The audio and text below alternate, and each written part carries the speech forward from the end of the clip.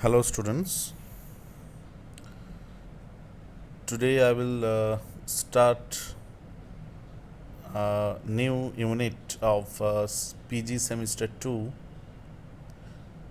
in inorganic chemistry, that is group theory in chemistry. Okay, so I think all of you knows about the symmetry operation and the symmetry elements. uh, in inorganic chemistry, mainly four types of symmetry operations are there. That is first one, that is reflection on a plane, that is known as the sigma plane. Next, number two, that is inversion of all atoms through a center, that is inversion center, that is denoted by I. Then number three, that is proper axis rotations, means suppose the molecule is there, I am just rotating the molecule along any axis, x, y or z axis, that is known as the Cn axis of symmetry. Here n is actually the rotation, that is if I want to rotate 180 degree of that molecule, then the n should be 2, because 360 by 180 degree, that is 2, so that is C2 symmetry. If I want to rotate the molecule by 120 degree, that is 360 by 120, that is 3, so the rotation is along the C3 axis. And number 4, that is the rotation followed by the reflection in a plane perpendicular to it. Okay, so that is known as the SN axis, that is improper axis of symmetry. So mainly four types of symmetry operations are there in a compound or in a molecule. That is the first one, that is sigma plane. Next one is the inversion center, then the Cn axis, and then the Sn axis. So these symmetry operations are very important to know. And in this class I will start, that is the representation of a group. Okay, representation of a group by matrices. How can we represent a group by matrices? So here first of all, that is identity matrix.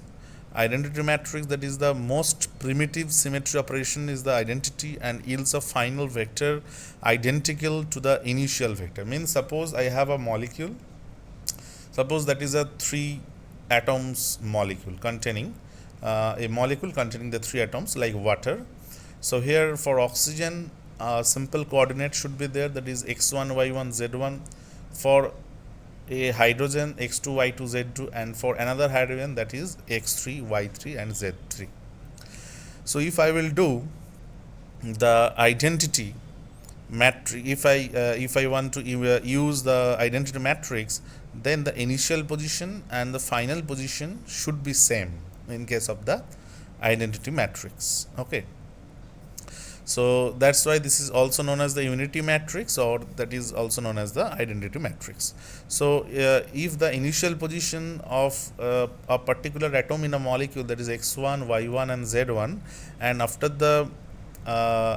the operation, that is also known as the E operation, if the final position is x2 y2 z2, then x1 is equal to x2, y1 is equal to y2, and z1 is equal to z2.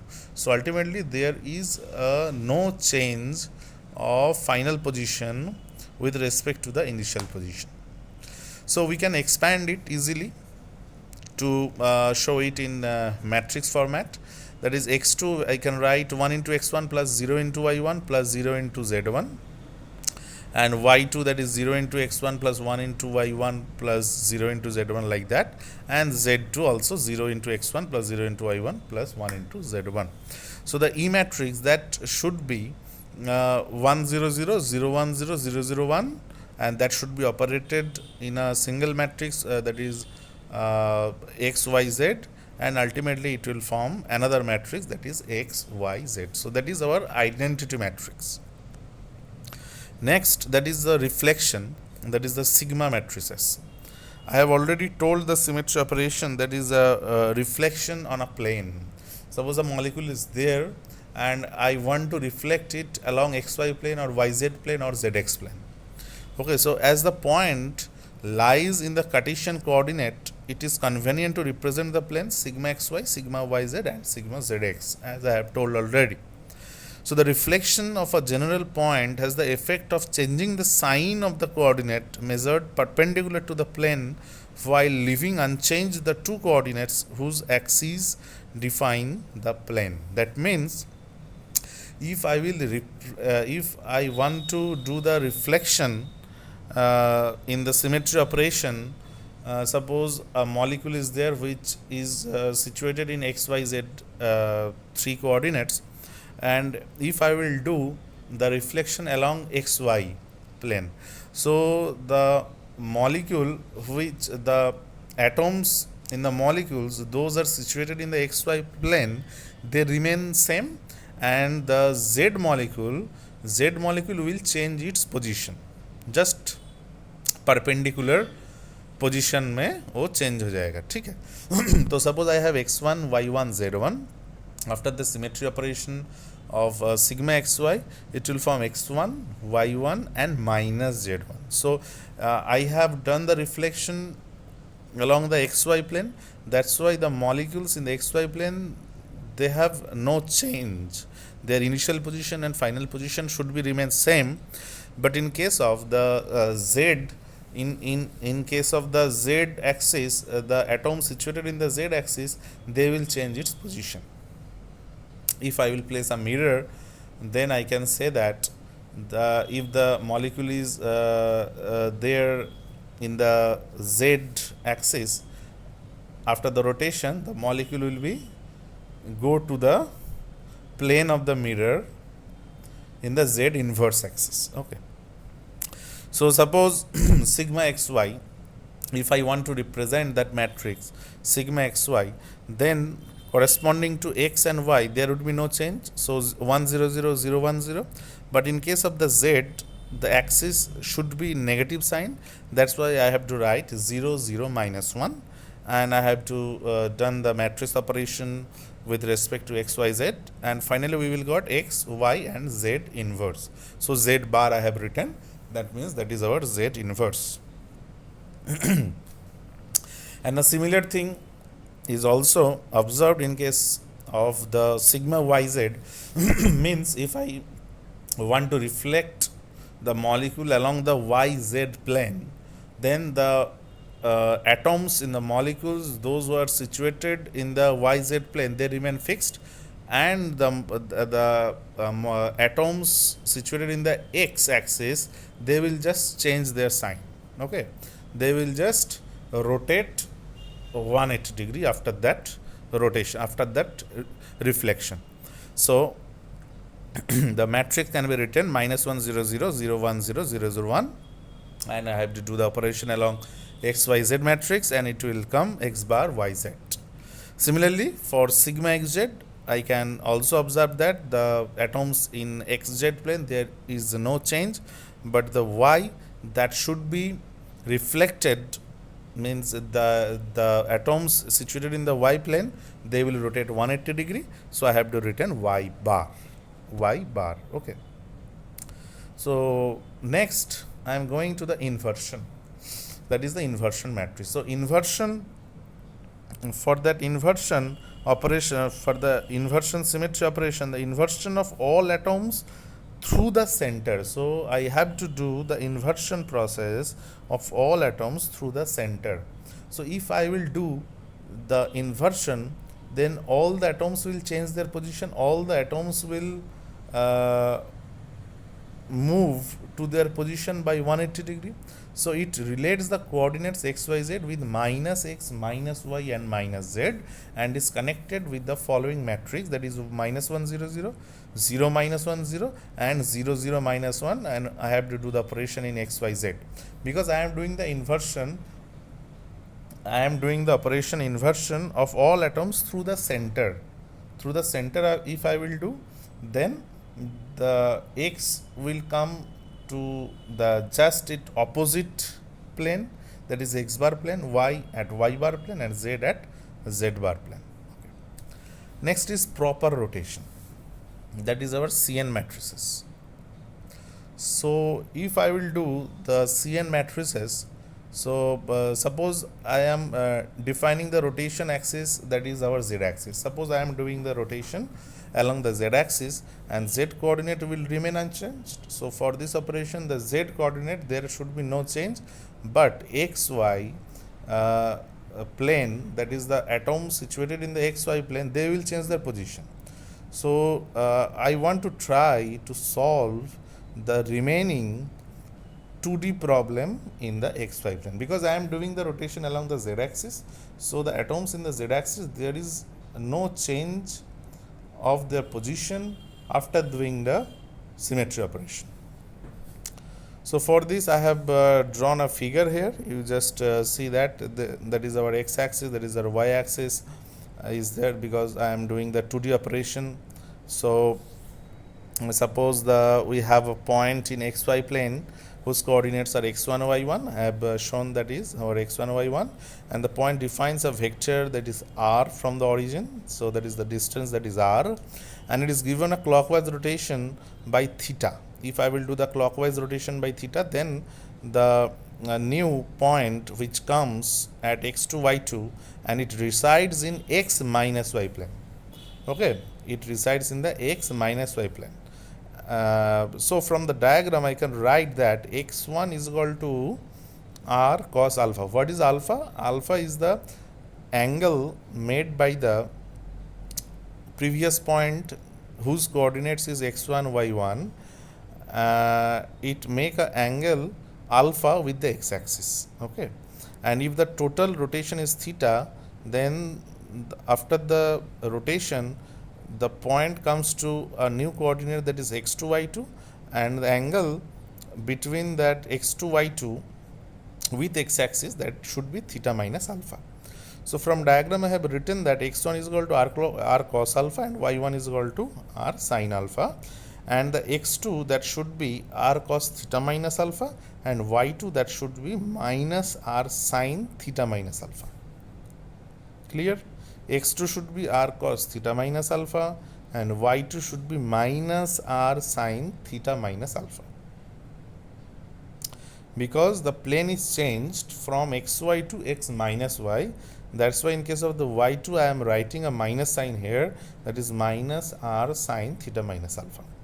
So if I will split that cos theta minus alpha, that is r cos theta cos alpha plus r sin theta sin alpha, then it should be x1 cos theta plus y1 sin theta, and in case of the y2 it will come like minus x1 sin theta plus y1 cos theta.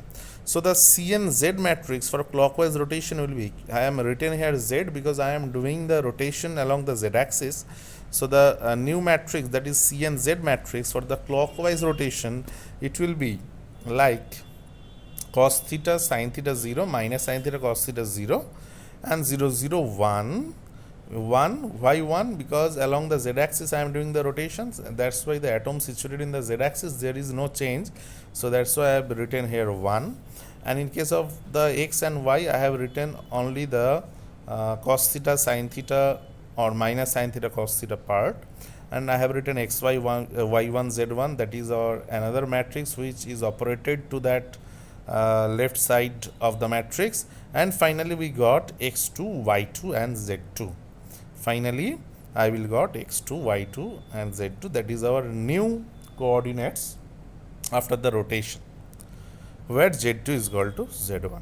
So the same thing is also applicable for the CN-Z matrix. If I will do the anti-clockwise rotation, there is only a change in sign, that is where we have the sin theta, we have changed the sign there, because sin minus theta is equal to sin theta minus sin theta, but cos minus theta is equal to cos theta.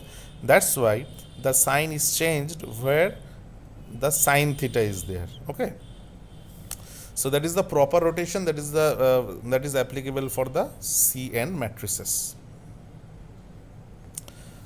So here I think the thing is clear. So if I will do the CN operation, that is our proper axis rotation, means rotation along axis, if I'll do that in z axis, the atoms in z axis there should be no change, but the atoms in the other axes, that is x and y, there should be a change. Okay, so I have done this, I have done the operation where mainly that is known as the 2D operation, because I am doing only with x and y, and from that I have a point that is x1 comma y1, and after the rotation it comes to the x2 comma y2 after the theta angle rotation, that is a clockwise rotation, and the angle with the x-axis, the r vector, that is alpha, and the angle after the rotation, that is theta minus alpha. Okay, so from these I have written that x1 is equal to r cos alpha, y1 is equal to r sin alpha, and x2 is equal to r cos theta minus alpha, and y2 is equal to minus r sin theta minus alpha. That is very, very important to remember, because the plane is just changed, means xy plane to I have written there x minus y plane. Okay, I think that is clear. Next, what would be the matrix representation if I will do the symmetry operation, if I will rotate the molecule along an improper axis? So that is known as the SN axis. So that is our rotation reflection axis. So if I will rotate the molecule, so we have to consider the Cn, and after the reflection we have to consider the sigma. So actually Sn, that is our symmetry operation Sn, that is actually our sigma into Cn. Okay, sigma into Cn. Sigma means the reflection, and Cn means the rotation. So that's why this is known as the rotation reflection. So since an improper rotation through angle theta about z-axis produces same transformation of x and y coordinates that a proper rotation does, but in addition changes the sign of z coordinates, so we can write the Sn matrix like that. So that is Sn z, if I will do the rotation along the z-axis. Okay, in case of Sn axis, means Sn operation, so sigma z into Cn should be there. So sigma z, that is 1 0 0 0 1 0 0 0 minus 1, because that is our sigma z,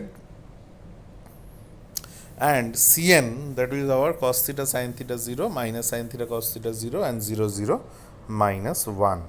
So finally we got, that is cos theta sin theta 0 minus sin theta cos theta 0, and 0 0 minus 1. So if I will look that the Cnz matrix for the clockwise rotation and the Sn matrix for the clockwise rotation, I can say that in the matrix form there is only change at right bottom. In case of Cn there is positive 1, in case of the Sn there is negative 1. These things comes mainly due to the reflection along the z-axis, that is our sigma z.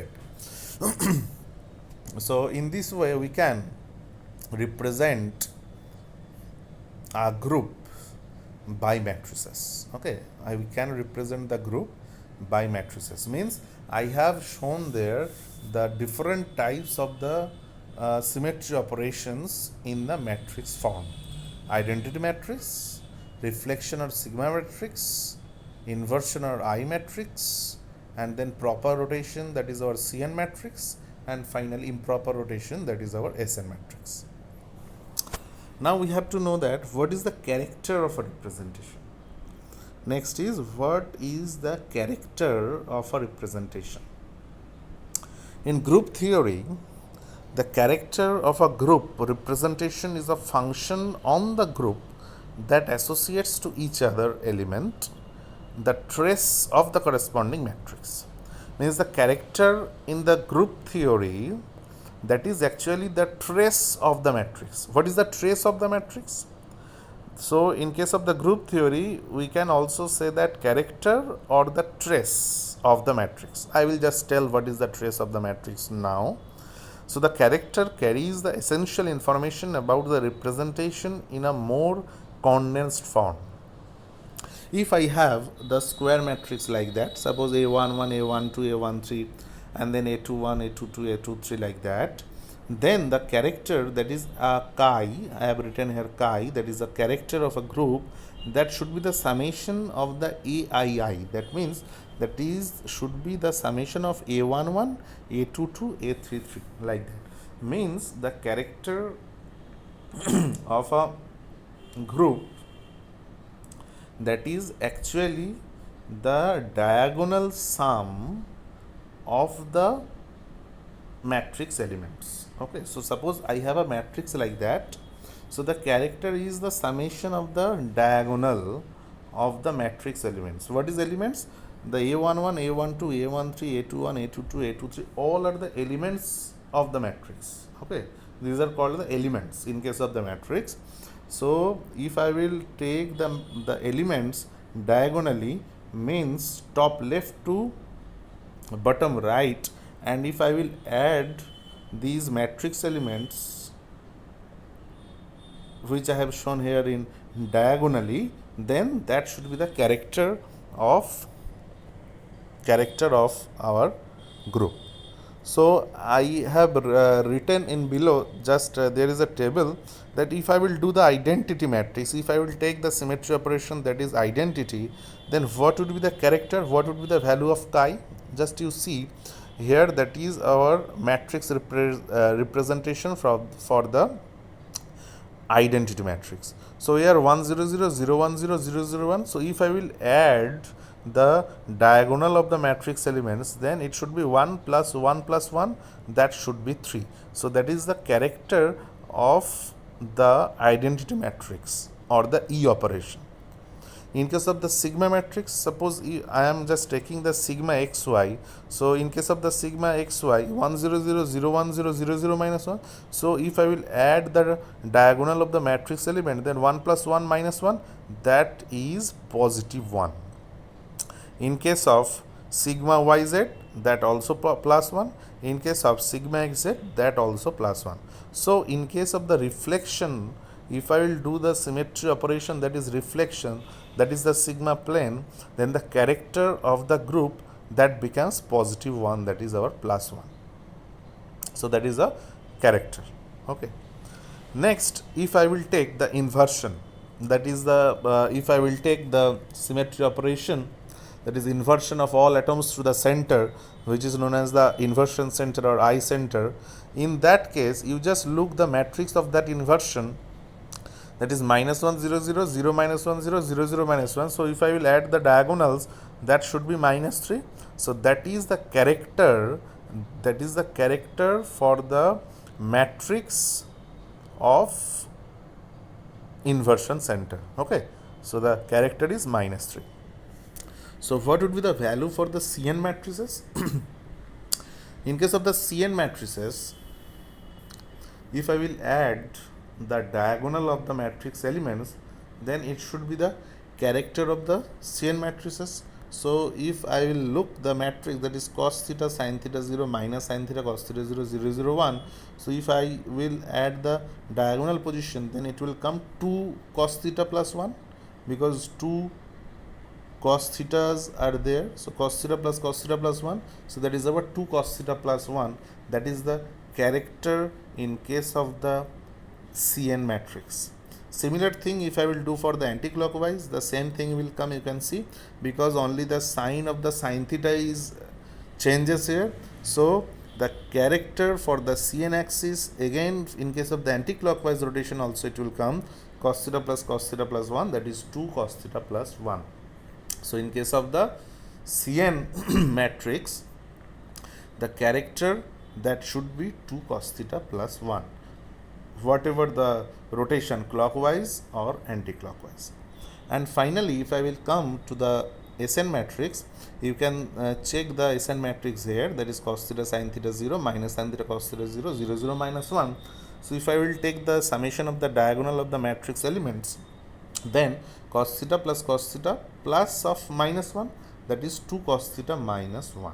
Okay, that is 2 cos theta minus 1. So that is our table I have written here. In case of the identity, that is 3. In case of the inversion, that is minus 3.